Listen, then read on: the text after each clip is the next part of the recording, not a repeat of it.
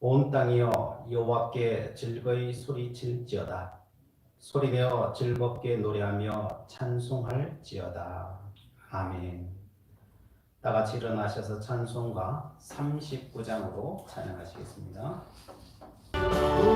은혜를 받으려 모인 성도 주보시 깨닫게 하옵소서. 내 고통의 멍에를 나보게 되니 날 구속하신 이름 찬양하리.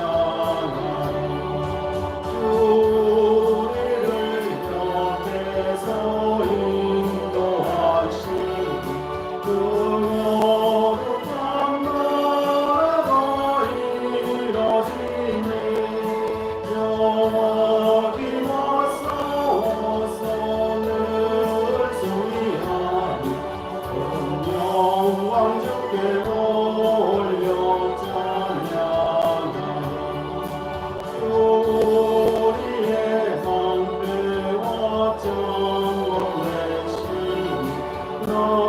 나송이의 주님을 따릅니다.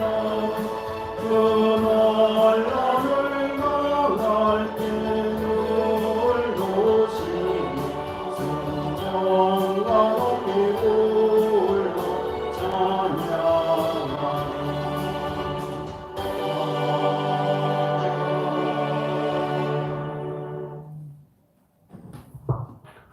교동문은 9번입니다.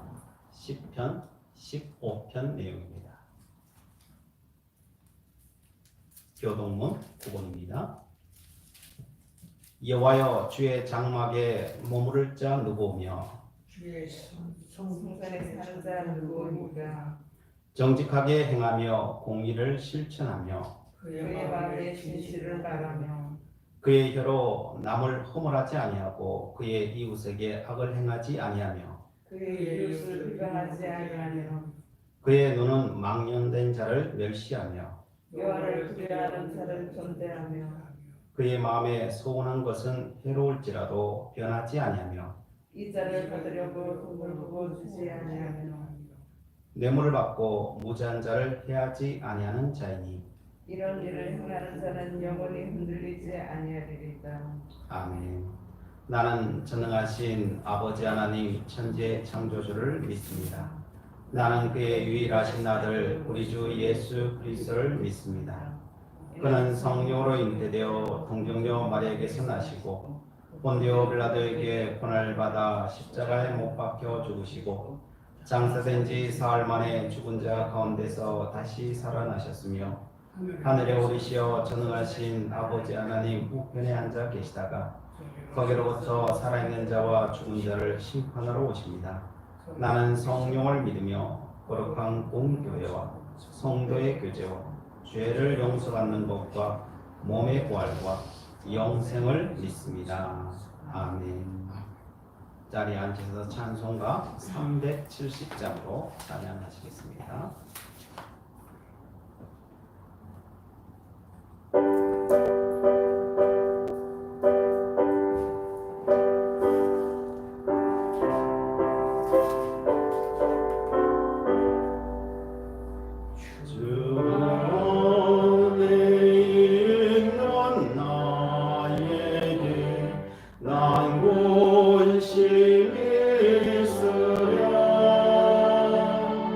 십자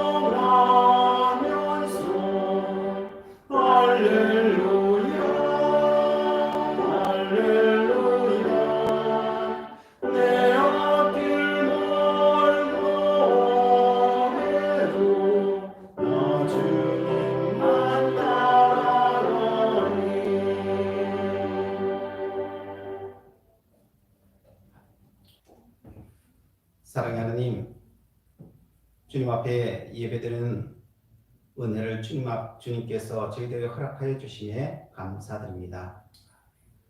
코로나로 비록 한자리에 다 모이지는 못하였지만 우리의 마음만은 하나님을 고백드립니다. 우리의 제약된 모습과 마음이 있다면 지금 이 시간 주님의 보혈로 주의 은혜로 씻어 주시옵소서. 거룩하고 정결하게 하여 주시옵소서. 경건히 예배에 참여하고자 합니다. 우리의 온 몸과 마음이 제물되게 하여 주시옵소서. 하나님의 영광으로만 채워 주시옵소서. 코로나로 힘들어하는 이 땅의 백성들과 의료진과 지도자들과 함께하여 주셔서 이 모든 국난을 잘 헤쳐나갈 수 있도록 또한 인도하여 주시옵소서. 감사드리며 예수 그리스도의 이름으로 기도드리옵나이다. 아멘. 찬송가 50장 부르시면서 봉헌하시겠습니다.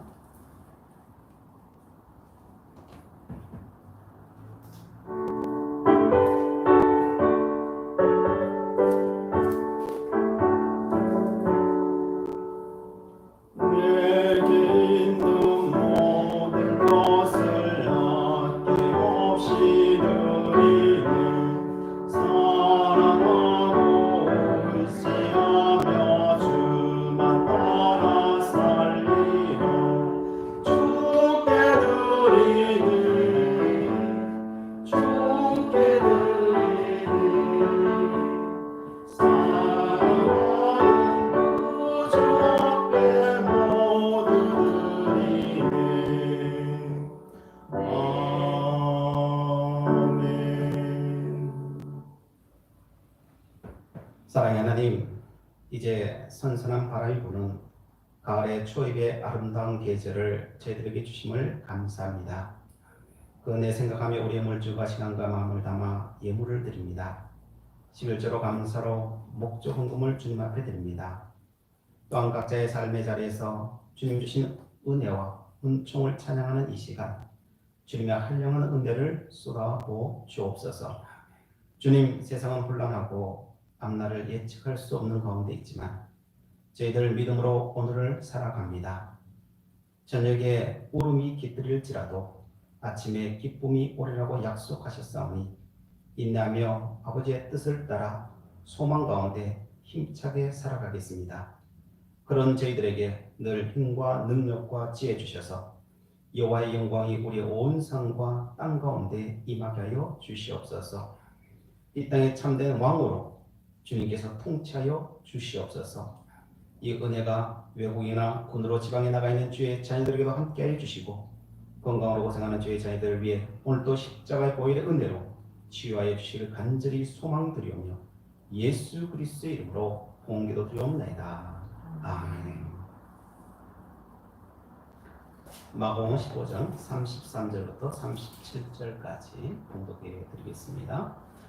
제6시가 되매 온 땅에 어둠이 임하여 제9시까지 계속하더니 제9시에 예수께서 크게 소리 지르시되 엘리 엘리 라마 사막다니 하시니 이를 번역하면 나의 하나님 나의 하나님 어찌하여 나를 버리셨나이까 하는 뜻이라. 곁에 섰던 자 중 어떤 이들이 듣고 이르되 보라 엘리야를 부른다 하고 한 사람이 달려가서 해면에 신 포도주를 적시어 갈대에 끼어 맛있게 하고 이르되 가만두라 엘리야가 와서 그를 내려주나 보자 하더라. 예수께서 큰 소리를 지르시고 숨지시니라. 아멘. 우리는 지난 시간에 예수님께서 조롱받으시는 모습을 살펴보았었습니다. 조롱하는데 누구까지 조롱하느냐? 옆에 달린 강도조차도 예수님을 조롱하고 있는 모습을 보게 됩니다. 사람들이 무슨 이유와 무슨 권한으로 예수님을 조롱할 수 있단 말입니까? 어떤 누구도 조롱할 수 없는 그분을 사람들이 옆에 달린 강도조차도 조롱하고 있습니다. 어떻게 받아들여야 될까요? 이것이 인간이라는 것입니다. 우리가 잘 알지 못하지만 인간의 그 속 깊은 곳에는 그것이 다 있다는 것입니다. 신학적으로 이것을 전적 타락이다 라고 이야기하고 있습니다. 모든 죄를 다 다른 사람이 지었는데, 그런데 도리어 뒤집어 씌우기는 누구에게 뒤집어 씌웁니까? 바로 예수님께 뒤집어 씌웁니다. 인간은 자신이 죄를 짓고 있어도 자신이 죄를 짓고 있다는 사실을 모르더라는 거예요. 도리어 자기가 의를 행한다고 생각하고 있더라는 거예요. 세상에서 보면 그래요. 맞아요.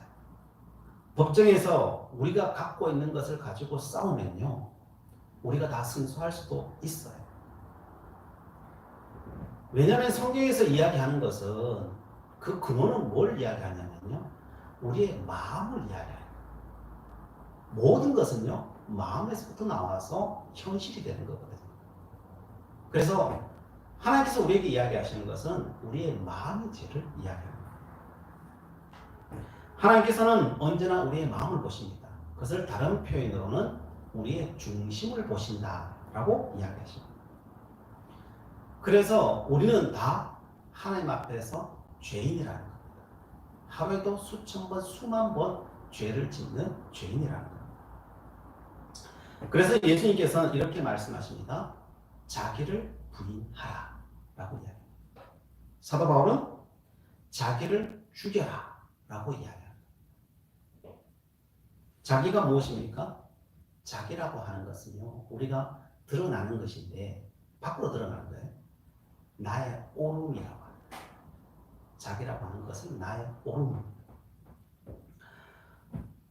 법적으로는 아무리 옳다고 해도 그 중심은 하나님에게로부터 빗겨나 있다는 거예요. 대부분 사람이 그렇다는 거예요. 우리는 사람들하고 이야기할 때는 나의 오름을 막 이야기하지만 우리 중심은 뭐예요? 아, 나도 잘못한 거 있는데. 이런 생각이 다 있어요. 그 양심이라고 하는 거죠. 그런데 하나님은 그 중심을 보신다는 거예요. 그 중심이 틀리면 다 틀린 거라는 거예요. 사실.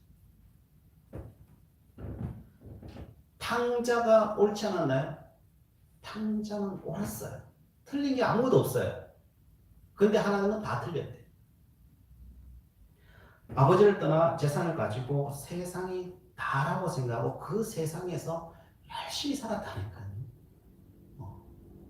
열심히 살았어요. 그런데 다 틀렸다는 거예요. 세상에 이렇게 안 사는 사람 있어요? 세상에 이렇게 안 사는 사람 없어요. 다 그렇게 살아가고 있어요. 그래서 세상의 거의 모든 사람들은 실질적으로 자기 자신을 모른다는 거예요. 특히 진화론자는 더 모르고요. 그럼 창조론자들은 알까요? 창조론자들도 모르기는 거의 일반이더라. 그게 성경의 말씀입니다. 가장 큰 문제는 내가 모르는데, 내가 모르고 있다는 것을 내가 모르는 게 가장 큰 문제다라고 성경은 이야기합니다. 그래서 예수님께서는 너 자신을 부인해라 그러는 거예요. 우리는 부인할 게 없는데요. 자꾸 이야기하죠. 그런데 예수님이나 성경의 모든 기록한 자들은 너 자신을 부인해라 라고 이야기합니다. 요한일서 9절부터 11절에 이렇게 말합니다. 참빛 곧 세상에 와서 각 사람에게 비추는 빛이 있었나니 그가 세상에 계셨으며 세상은 그로 말미암아 지은 바 되었으되 세상이 그를 알지 못하였고 자기 땅에 오매 자기 백성이 영접하지 아니하였으나 세상에 빛이 왔다는 거예요. 근데 사람들이 그 빛이 온 것을 알았다는 걸 몰랐다는 거예요? 몰랐다는 거예요. 세례 요한 빼고요. 아는 사람은 아무도 없었다는 거예요.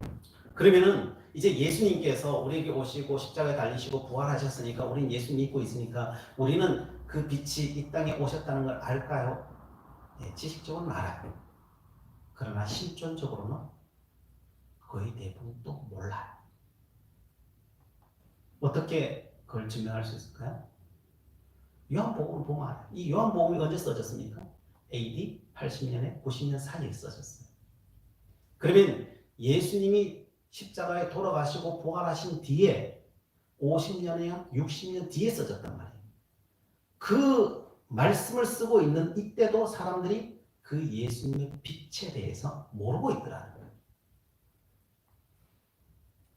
시간이 예수님 시대 5, 60년 뒤에든 2000년이 지나도 사람들은 자기 자신을 사실은 모른다. 그게 현실이야. 그래서 예수님이 명령하십니다. 자기를 부인하고 자기 십자가를 지고 나를 따르라 라고 말씀하십니다. 사람들이 예수님을 조롱하는 이유는 한 번도 한평생 자기를 부인해 본 적이 없기 때문에 그래요. 그 빛이 온 것을 한 번도 인지한 적이 없어서 그래요.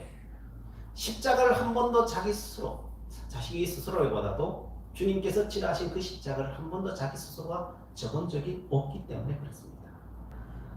자기를 부인하면 무엇을 한다는 거예요? 자기를 부인하는 사람은 반드시 십자가 진다는 거예요. 십자가를 진 사람은 자기를 부인한 사람이라는 거예요. 이렇게 이야기하면 사람들은 생각합니다. 나를 부인하고 나면 내가 뭐가 남아요? 나는 아무것도 없잖아요. 나는 무잖아요. 이렇게 생각합니다. 내가 사라지는데 나라는 존재는 이제 무엇으로 산단 말입니까? 사람들은 이야기합니다. 그것은 우리가 아주 안 죽어봐서 그런 소리를 하는 것입니다. 나라는 존재는 성경에서 나 하나라고 이야기하지 않아요. 우리는 뭘로 이루어졌다고 그래요? 우리는 영육혼으로 이루어졌다 그래요. 우리의 몸은 하나가 아니에요. 그래서 우리의 육을 죽여라. 육을 죽여라. 자기의 자오름을 죽여라. 그럼 어떻게 살아가요? 그러면 너의 안에 있는 예수 그리스도가 너를 통치하기 시작할 것이다. 너의 안에 있는 예수 그리스도가 너가 가야 될 길을 하나하나 일러주시고 길이 되어 주실 것이고 진리가 되어 주실 것이고 너의 생명이 되어 주실 거라는 거예요.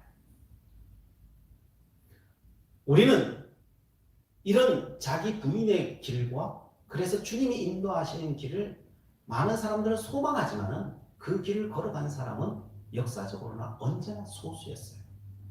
그래서 사람들은 사실은 이 길을 가본 사람들이 거의 없습니다. 그래서 예수님께서는 자기를 부인하라는 거예요. 그리고 자기를 죽이라는 거예요. 그리고 십자가 지라는 거예요. 그럴 때만이 십자가를 질 수 있다는 거예요. 인간의 힘과 노력으로 못 진다는 거예요.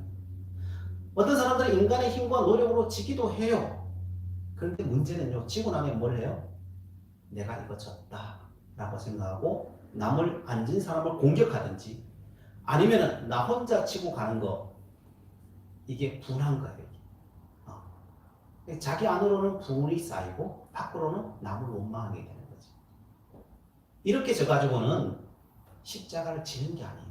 도리어 더 많은 죄악을 저지르는 거예요. 이걸 보고 뭐라고 해요? 이걸 보고 율법주의라고 하는 거예요. 율법주의. 그렇게 져서는 안 되는 거예요. 오직 자기를 이 육적인 것을 죽이고 세상적인 것을 죽이고 주님 안에서 부활하는 자, 이 사람이 온전한 자이고 그 안에 계신 내 안에 계시는 예수님께서 부활하셔서 나를 인도할 때만이 그 길을 갈 수 있다는 거예요. 왜요? 그 주님께서 십자가를 져 보셨기 때문에 우리는 질 수 있게 되는 거예요. 예수님께서는 40일 금식하심으로 말미암아 세상의 것을 모두 버려보셨기 때문에 또한 버리실 수 있는 거예요. 우리가 그 길을 따라갈 수 있는 거예요. 왜? 내 안에 계신 예수님께서 그 길을 인도하실 것이니까. 아멘. 십자가를 지시면서 십자가 아래에 있는 사람을 아무 조건 없이 용서해 보셨기 때문에 다른 어떤 사람도 아무 조건 없이 용서할 수 있는 거예요. 아멘. 그래서 십자가를 지면서도 우리는 분노하지 않는 사람이 될 수 있다는 거예요. 아멘. 그러기 위해서 예수님은 우리에게 무엇을 보여주십니까? 예수님께서는 자기 부인의 길이 어떻게 이어지시는지를 예수님께 그의 삶 전체를 통해서 우리에게 지금 보여주시는 것입니다. 예수님께서는 이 과정이 어떻게 진행되는지 우리가 길 없이 가기를 원하지 아니하시고 예수님께서 친히 길이 되어 주셔서 우리의 믿음이 어떤 길을 향하여 경주해야 되는지를 보여주고 계시는 거예요. 그 길은, 그 종착지는 어디냐? 그것은 오늘 본문에 있는 것처럼 하나님께로부터 버림받아야 된다. 이것을 우리에게 보여주는 겁니다. 예수님은 지금 인간에게 배신을 당했습니다. 어느 한 사람, 자신을 알아줄 사람이 없습니다. 그래도 예수님은 이해할 수 있었습니다. 그러나 이해할 수 없는 것은 하나님께서 나를 버리셨다는 것. 이게 도저히 이해가 안 가는 것입니다. 다른 건 다 참을 수 있고 이해할 수 있고 자기 부인을 통하여서까지도 다 넘어가셨어요. 지금까지 살아오셨잖아요. 그런데 오늘 마지막 그 십자가 위에서 하나님을 그렇게도 찾는데 하나님이 응답이 없으시는 거예요. 그래서 예수님께서는 고백합니다. 나의 하나님, 어찌하여 나를 버리십니까?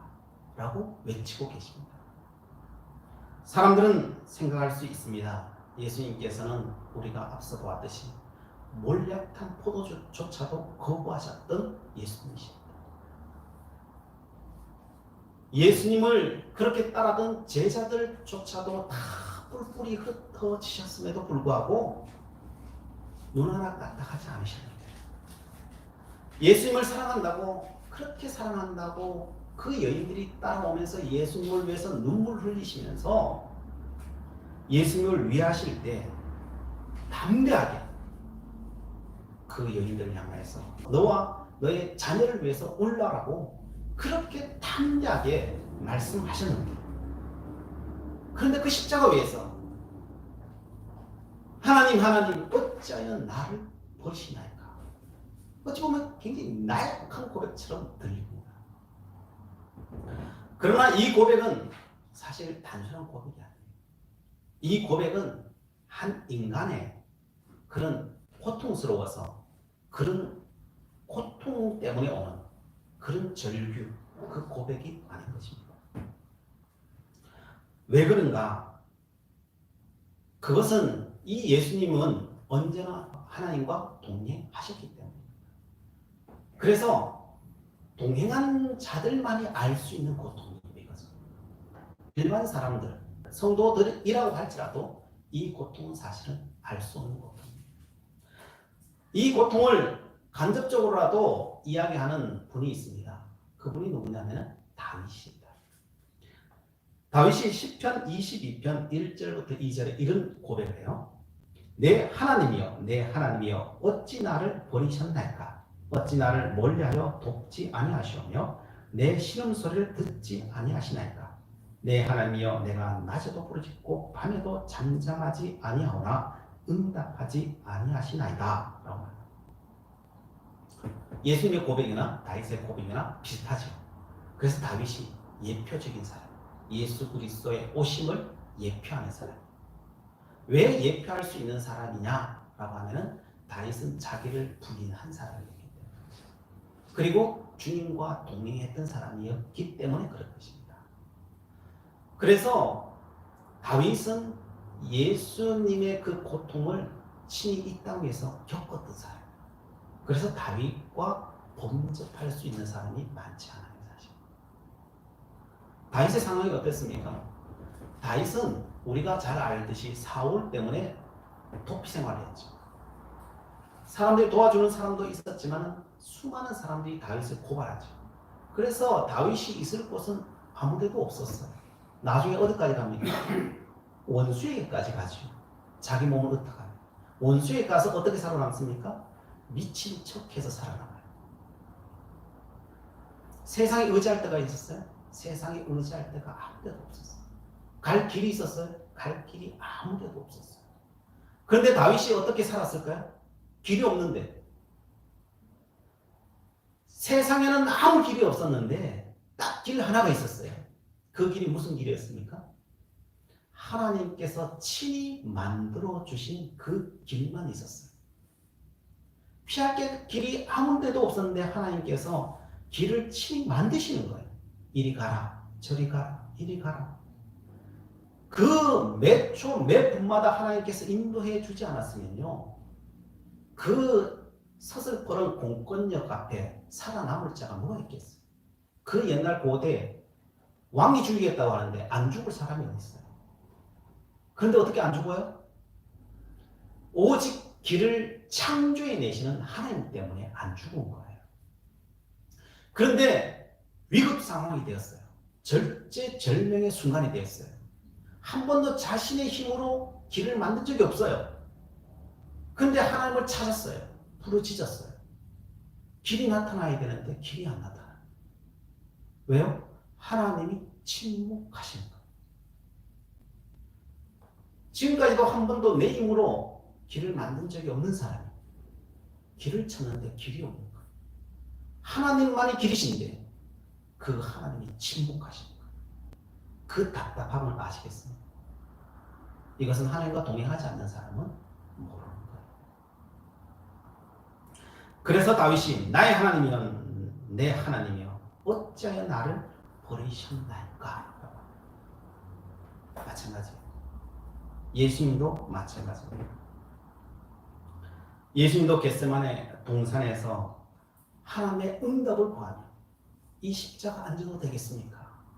그렇게 기도했는데 응답이 왔을까요? 안 왔어요. 침묵하시고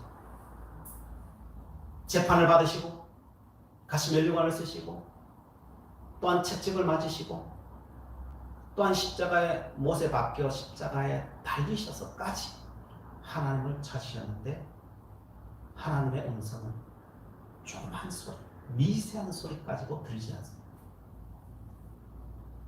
예수님은 하나님의 음성 없이, 하나님의 도우심 없이 하나님께서 만들어 놓으신 그 길 아니고는 가본 적이 없어요. 그런데 그 십자가에 달리시는데 아무 소리 없어요.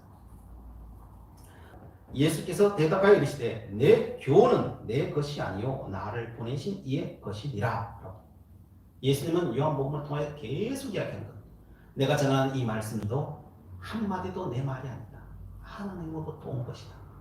모든 기적도 표적도 내가 어디로 가야 하는 것까지도 하나님께서 다 알려주셔서 가는 것뿐이다 라고 이야기했습니다. 그런데 그 십자가 위에서 그 절제절명의 순간에 하나님은 침묵하시고 계십니다. 그래서 예수님은 고통도 고통이지만요, 하나님의 그 침묵하심에 절규하신 것. 하나님, 내가 십자가 달린다고 할지라도 하나님께서 말씀하시고 하나님께서 나에게 길을 보여주시면 나는 그 길 갈 자신이 있는데 하나님 왜 침묵하십니까? 하나님 어디 가셨습니까? 묻는 겁니다. 그럼 여기서 우리는 질문할 수 있습니다. 왜 하나님께서 여기서 침묵하고 계실까요? 여기에 답을 철로 역전은 이렇게 이야기합니다. 이 부분은요, 신앙의 가장 마지막 단계를 이야기하는 거예요. 크리스찬이 그 마지막 가서 인도자에게 묻습니다. 영어에 나온 대사예요. 끝까지 갔는지를 우리가 어떻게 아나요? 묻습니다. 그러자 인도자가 말합니다. 마지막 어둠의 직전까지 다다랐을 때 그 경계 너머에서는 마귀가 힘을 못 쓰죠. 그곳에서 이전의 삶은 남겨지고 새로운 삶이 시작된답니다. 건너가는데 겁내지 마십시오. 천국 도시가 그 너머에 있으니까요. 물속의 바닥이 깊게 느껴지느냐 얕게 느껴지느냐는 당신이 왕을 믿는 믿음의 깊이에 따라 달라질 것입니다 라고 이야기합니다. 이 크리스찬이 마지막에 도달했어요. 뭐가 보였어요? 영화 보신 분들은 그 앞에 거대한 바다와 거대한 파도 높이가 절벽을 이루고 있어요. 인간의 힘으로는 도저히 건너갈 수가 없어서 아무리 사다리가 있나 아무리 찾아봐도 아무것도 없어요. 근데 그것을 건너가야 돼요. 저 건너편 희미하게 천국성이 보여요. 이 바다를 뚫고 지나가야 되는데 배가 있어요. 배가 있다 할지라도 수직으로 바다가 쌓여 있으니까 갈 수도 없어요. 인도자가 말합니다. 뚫고 지나가요.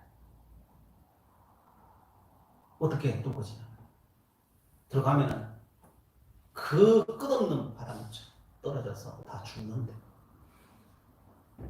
거기를 어떻게 지나가야 됩니까? 죽음으로 지나가요. 믿음으로 뛰어드는 거예요. 그래서 크리스찬이 그냥 그 물속으로 그냥 뛰어 들어가는 거예요. 죽든 살든 그걸 개의치 않아요. 하나님 알아서 하시. 그래서 풍덩 뛰어 들어가요. 그냥 끝없는 바다 밑으로 가라앉기 시작해요. 숨을 쉴 수가 없어요. 그래서 절규하는 거예요. 하나님을 찾지만은 더 이상 인도자는 오지 않아요. 인도자. 하나님의 손길이 오지도 않아요. 거기서 절규하죠. 그런데 절규하는 건 끝나지 않았어요. 거기는 저 밑에서부터 사단이 험상궂은 사단이 삼키려고 막 달려요. 여기에서 하나님을 찾지만 하나님은 응답이 없어요. 절규할 수밖에 없어요. 그러나 아무 대답이 없어요. 그래서 사단이 와서 삼키지. 그걸 보는 거지. 그러면서 자기 앞에 피가 낭자한 모습을 보는 거지. 그리고 의식을 잃어버려요. 나중에 깨어보니까 천국성 주님이 그 크리스찬을 맞이하는 거예요. 내가 분명히 사단에게 잡혀서 죽었는데, 피 흘려 죽었는데 어떻게 내가 여기 천국성에 와 있죠? 묻죠. 그러자 예수님께서 이야기하죠. 거기서 죽은 것은 너가 아니라 나였단다. 그 피는 너의 피가 아니라 나의 피였단다. 이렇게 이야기해요. 우리는 절망 때문에 죽어요. 죽음의 절망 때문에 그 탄식과 함께 우리는 죽을 수밖에 없어요. 믿음으로 죽을 수밖에 없어요. 그러나 거기서 누가 살려주십니까? 바로 예수 그리스도께서 우리를 건져주셨다는 거예요. 우리는 의식을 잃어서 내가 죽은 줄 아는데, 내가 십자가에 달린 줄 알고 내가 다 한 것 같은데 정말 죽으신 분은 예수 그리스도라는 거예요. 이게 우리의 신앙 고백인 것입니다. 그래서 예수님도 사도 바울도 존 번연도 이야기하는 것은 내가 죽어야 하는 그 순간에 바로 예수님께 죽으시는데 거기까지 누가 가야 되느냐? 그 죽음의 자리까지 누가 가야 되느냐? 내가 가야 돼. 아브라함의 마지막이 뭐였어요? 마지막 시간이 뭐였어요? 이삭이 죽는 거지. 칼을 어디까지 가요? 가슴에까지 꽂는 거예요. 찌르진 않아요. 근데 꽂는 거죠. 죽음의 자리까지, 자기 부인의 자리까지 가야 되는 거예요. 거기서 무슨 음성이 들려요? 아브라함아, 아브라함아, 내 사랑하는 독자 아들, 칼을 거두라는 거죠. 뭘 준비해놨다고요? 어린 양을 준비해놨다. 이것이 바로 우리가 절망해야 될 자리예요. 우리가 가야 될 자리예요. 자기를 부인하고 십자가에 지는 자리에까지 가야 되는 자리예요. 우리 갔을까요? 여기까지 간 사람은 거의 없어요. 그런데 많은 사람들은 여기까지 갔다고 생각해요. 그러나 하나님께서는 예수 그리스도 통하여서 우리를 그대로 가도록 만드실 거예요. 장차 만드실 거예요. 그런데 사람들은 갔다고 생각하고 우리의 길을 가야 될 그 길을 안 가요, 사실. 존 번연은 이렇게 이야기합니다. 사람들은 생각합니다. 예수 믿고 율법산을 넘어 다들 하늘성에 도착했다고 막 즐거워한다는 거예요. 크리스찬이 율법성을 지나서 이제 막 앞에서 하나님의 문을 두드려서 그 동굴 속으로 들어가요. 인도자를 만나죠. 만나서 이야기하죠. 여기 오면 자신의 진 죄의 짐을 벗을 수 있다고 들었어요. 그러자 인도자가 말합니다. 그게 아니라 여기 오면 어떻게 할지 할 일을 알려준다고 했겠지요. 그게 너의 착각이라는 거지. 너가 말을 잘못 들어서 그렇다는 거지. 크리스찬이 말합니다. 여행이 끝난 줄 알았는데요. 그러자 인도자가 말합니다. 여행이 끝나 당신의 여행은 이제 시작됐고 나라면 목숨 걸고 지금부터 뛰겠다. 당신은 이제 뛰어야 해요. 상황을 보아하니 지금 당장 똑바로 뛰어 가십시오. 명령을 합니다. 그때부터 크리스찬은요 막 뛰기 시작하죠. 다 끝났다고 생각하는데 여기까지 온 것도 힘들었는데 다 끝났다고 생각하는데 알고 보니까요 본격적인 싸움은 영적 싸움은 지금부터 시작하고 있더라는 거예요. 사람들이 다 이 자리에 있다는 거예요. 다 이 자리에 있다. 예수님 구원받았으면 끝. 이게 신앙이라고 생각해요. 구원을 받았는데 성화의 길을 안 갖고 있더라는 거예요. 예수님께서 오늘 십자가에 절규하는 것은요. 이것은 성화의 길 마지막 단계예요. 마지막 단계. 이 길을 안 가도 되는 게 아니라 모든 믿는 사람들은 다 가야 되는 길이에요. 근데 여기까지 가고 있는 사람이 있느냐. 그래서 예수님의 이 절규는요. 우리가 조금은 이해할 수는 있는 거지만요. 머리로 이해할 수 있는 거지만 사실은 우리는 알지 못하는 거예요. 그래서 예수님께서는 안타까워하고 있는 그 여인들에게 뭐라고 이야기했습니까? 너와 너 자녀를 위해 올라가는 거야. 너희들은 아직도 이 십자가에도 못 왔는데 너희 아직 저 이제 시작하고 있는데 너희들 나를 위해서 울고 있니? 예수님이 봤을 때 어떻게 했어요?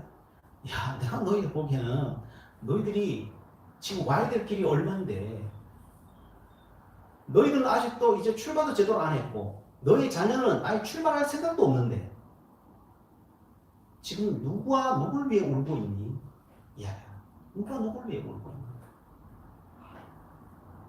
그래서 너가 울어야 될 것은 나를 보고 우는 게 아니라 너와 너의 자식을 위해 울어라. 그게 진리다 라고 이야기해 주신 겁니다. 성도 여러분, 우리가 가야 될 길은 아직 멀어요. 우리는 어찌 보면 아직도 시작도 안 한 사람도 대만이에요. 이제 막 달려가는 사람 한두 사람 있을 수도 있어요. 그걸 인정해야 돼요.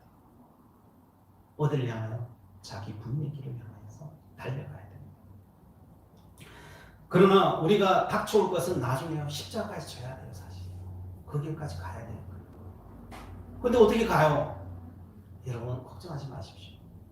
우리를 인도하신 주님께서는요 그 길을 다 가보셨기 때문에 그때마다 힘들지 않도록 인도하고 계신다는 거예요. 또한 예수님처럼 하나님께서 침묵하시면 어떡해요? 그때도 걱정하지 마십시오. 성경을 통해 우리에게 말합니다. 아무런 하나님의 음성이 들리지 않는다고 해도 내가 너를 떠나 있는 것이 아니다 라고 합니다. 다윗이 하나님이 침묵하셨을 때 사실 침묵한 게 아니었죠. 기다리고 계신 거죠. 왜? 그 십자가를 져야 되겠다. 기다리시고. 예수님도 하나님께서 침묵하셨지만은 그러나 침묵한 게 아니죠. 침묵 속에 응답이 있었던 거죠. 사실. 우리도 마찬가지예요. 우리도 이 십자가의 길을 걸어갈 때 여러분 아무 소리도 들리지 않고 어디로 가야 될지 아무 길도 없다고 할지라도 걱정하지 마십시오. 하나님, 내가 죽으면 죽겠습니다. 내가 가겠습니다. 라고 말씀하시면 됩니다. 그래서 예수님께서는 이 길을 걸어가는 사람들이 절망하지 말라고 오늘 성경에서는 그 비밀을 알려주시는 거예요. 우리가 거기 대해서가 아니라 예수님께서 미리 걸어가시고 어떻게 우리의 신앙의 길이 끝나는지를 알려주고 계시는 겁니다. 그러면은 우리는 이제 달려가는 사람이에요. 예수님처럼 십자가에 달리는 사람도 아니고요. 우리는 아직도 멀었어요. 우리는 그냥 지금 이제 달려가고 있는 상황이에요. 그럼 달려가는 사람은 어떻게 달려가야 되느냐? 히브리서 13장 13절에 이렇게 말합니다. 그런즉 우리도 그의 치욕을 짊어지고 영문 밖으로 그에게 나아가자. 어떻게 해야 돼요? 치욕을 짊어져야 됩니다. 예수님의 사랑은 조금 없는 사랑이에요. 그래서 뭘 짊어질 수밖에 없어요? 우리의 육신으로 치욕을 짊어질 수밖에 없어요. 십자가는 그런 거예요. 근데 이걸 지려고 하는 사람이 있어요? 예수 믿어도 이걸 지려고 하는 사람은 없어요. 근데 어떻게 해야 된다고요? 우리도 그의 치욕을 짊어지고 영문 밖으로 그에게 나가자. 영문 밖이라 예루살렘 밖에 그 쓰레기장이에요. 지옥이라고 말하는 그곳을 이야기해요. 그 영문 밖에서 무엇을 합니까? 히브리서 13장 11절에 이렇게 말합니다. 이는 죄를 위한 짐승의 피는 대제사장이 가지고 성소에 들어가고 그 육체는 영문 밖에서 불사름이라. 우리 육체는 어떻게 되어야 된다고요? 불살라져야 된다. 이게 자기 부인이야. 그러면 우리의 영은, 안에 있는 우리의 영혼은요, 대제사장이 가지고 성소로 들어가야 될 거예요. 우리가 가야 될 길. 그럼 이렇게 성소로 들어가는 길은 뭐냐? 육체는 죽고 성소로 들어가는 길은 뭐냐? 우리가 달려가야 될 길은 뭐냐? 여기에 대해서 이렇게 이야기합니다. 히브리서 13장 14절부터 16절에 우리가 여기에는 영원한 도성이 없으므로 장차 올 것을 찾나니, 이 땅에서는 육신을 믿고 이 땅에서는 영원한 도성이 여기 없다는 거예요. 그래서 이것을 부인해야 된대요. 부인해야만 가지. 이걸 부인하면 어떻게 가요? 그죠? 그래서 자기 부인하는 장차 올 것을 찾나니, 그러므로 그래서 뭘 해야 되느냐? 우리가 이 땅에 살면서 우리는 예수로 말미암아 항상 찬송의 제사를 하나님께 드리자. 이는 그 이름을 증언하는 입술의 열매니라. 오직 선을 행함과 서로 나누어 주기를 잊지 말라. 하나님은 이 같은 제사를 기뻐하시느니라. 라고 합니다. 우리가 해야 될 게 뭐냐? 이 땅에서 달려가는 길은 뭐냐? 찬송의 제사를 하나님 앞에 드려야 된다. 찬송의 제사는 뭐예요? 우리 앞에 다가온 어떤 것일지라도 하나님께서 나를 성화시키는 과정이라는 것을 알고 그것을 하나님 앞에 찬송으로 올려드리는 거예요. 찬양하는 거잖아요. 우리는 좋은 것은 찬양하고 나쁜 것은 저주하죠. 그렇죠? 이거는 신앙이 아니라는 거예요. 이게 십자가의 길로 가는 게 아니라는 거예요. 우리가 좋은 것이든 나쁜 것이든 하나님 앞에 이 땅에 우연이라는 건 없고, 하나님은 나를 그 십자가의 자리에 한 성으로 이끌어 나가시는 하나님의 과정이라는 것을 알고 그 모든 것을 너희가 찬송 드릴 수 있는 존재가 되느냐. 그렇게 되어 갈 때 우리는 자기 부인의 자리로 가고 십자가 지는 자리로 가게 된다는 거예요. 그리고 오직 선을 행하고, 선을 행하는데 앞에 단서를 달아요. 뭐라고 해요? 오직이라고 하는 거예요. 오직이라는 건 뭐예요? 도와줄 사람, 안 도와줄 사람 따로 있는 게 아니라는 거예요. 오직이라는 말은 모두 다라는 거예요. all, 모두 다. 조건이 없는 거예요. 조건이 없는 거예요. 조건 없이 사랑하는 거예요. 선을 베푸는 거예요. 이게 뭐예요? 그리스도 예수의 마음인 거죠. 오직 선을 행함과 서로 나누어 주기를 잊지 말라. 하나님은 이 같은 제사를 기뻐하시느니라 라고 말씀합니다. 이게 달려가는 길이라는 거예요. 자기 부인을 영문 밖에서 자기를 불사르고 내 영혼은 제사장의 손을 입고 성소로 들어가는 길이라는 거예요.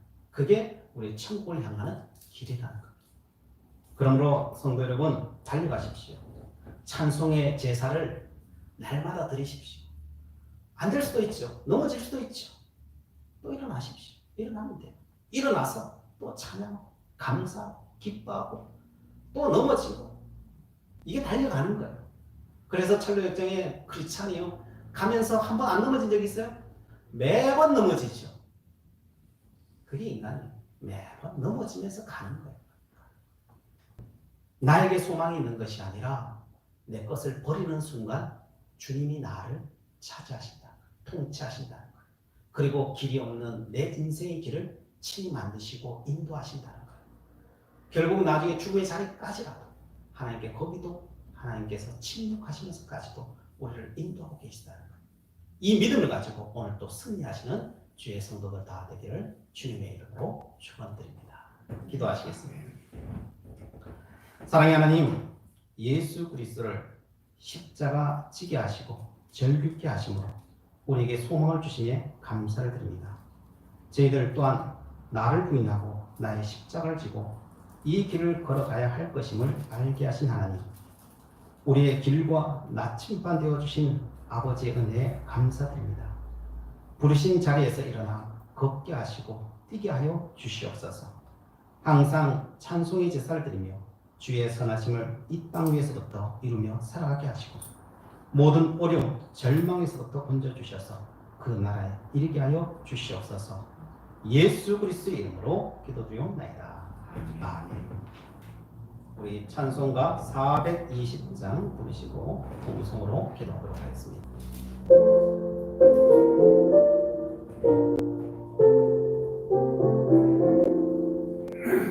너 성결기 위해 늘 기도하며 너 주 안에 있어 늘 성령 모으고 온 형제들 함께 늘 사귀면서 일하기 전까지 너 기도하라. 너 성결기 위해 내 머리 숙여 저 미리 계신 내 주께 빌러 주 사귀어 살면 주 닮으리니 널 부르니 나라 주 생각하리. 너 성결기 위해 주 따라가고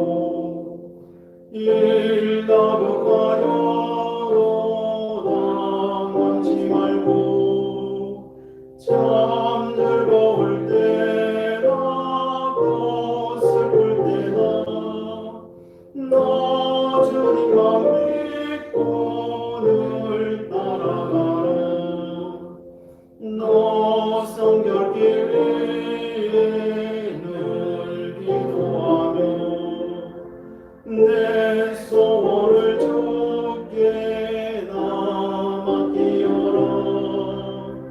너 성령을 받아 주 섬겨 살며 저 천국에 가서 너 잘 섬기리.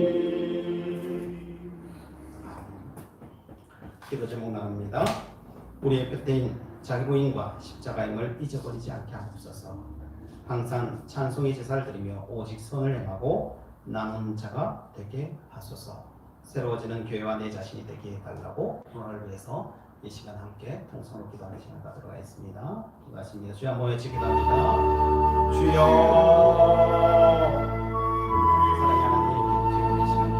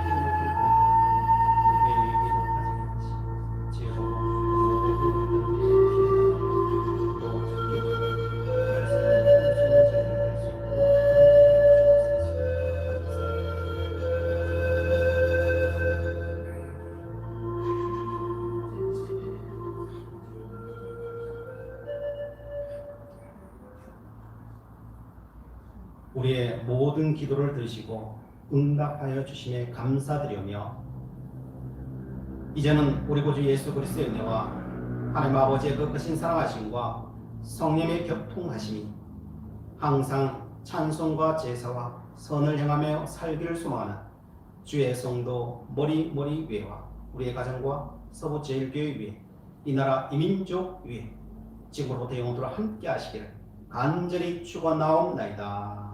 아멘.